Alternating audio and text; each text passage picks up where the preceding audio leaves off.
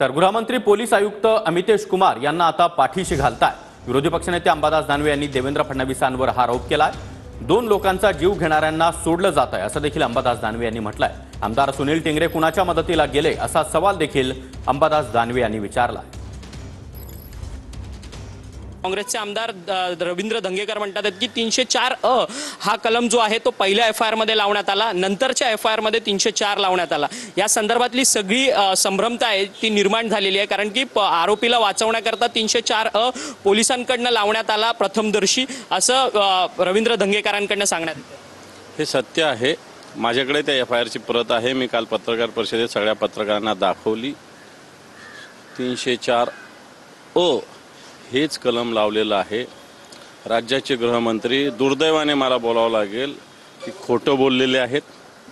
तिथले पोलीस आयुक्त अमितेश कुमार खोटं बोललेले आहेत। अतिशय खोटारडी भूमिका त्यांनी मांडलेली आहे। मला ही माहिती कळाली की त्या पोलीस स्टेशनच्या अधिकाऱ्यांची मोडस ऑपरेंटीच अशी।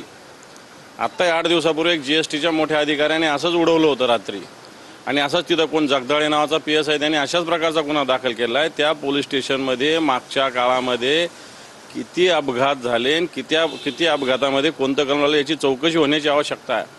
आणि राज्याचे गृहमंत्री तिथल्या पोलीस आयुक्ताला, तिथल्या पोलीस अधिकाऱ्यांना पाठीशी घालतात, हे अतिशय दुर्दैवी आहे। आमदार सुनील टिंगरे देखील यांनी मान्य केलं की मी पोलीस स्टेशनला गेलेलो होतो। तुम्हाला वाटतं का टिंगरेंच्या येण्यामुळे कुठेतरी पोलिसांवरती सगळा दबाव जो आहे तो या सगळ्या त्या दिवशी निर्माण झालेला होता घटनेच्या नंतर? बरोबर झालेला आहे। सुनील टिंगरे सांगतात मी मदतीला गेलो। मी काल प्रश्न उपस्थित केले, याच्या आधी कधी मदतीला गेले? रात्री 3 वाजता सुनील टिंगरे कोणाच्या मदतीला गेले?